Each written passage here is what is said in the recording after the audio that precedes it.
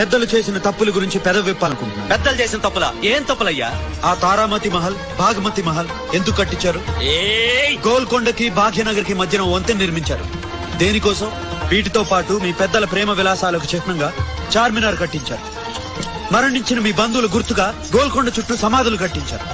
ఎవరి కోసం, ఏ ప్రయోజనం ఆశించి ఎవరిని అడిగి ప్రజాధనం ఖర్చు పెట్టారు అని మేము ఏనాడు ప్రశ్నించలేదు.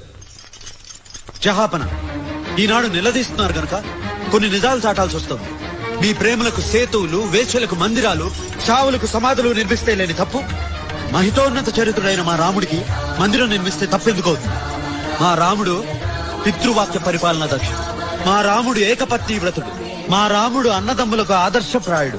మా రాముడు సర్వమానవ సౌభ్రాతృత్వాన్ని సాధించి చూపించిన సాటిలేని సర్వం సహా చక్రవర్తి. జహాపన, ఒక్క భద్రాచలంలోనే కాదు, భారతదేశం పల్లె పల్లెల్లో శ్రీరామ మందిరం వెలిసి తీరుతుంది. దయచేసి అర్థం చేసుకోండి.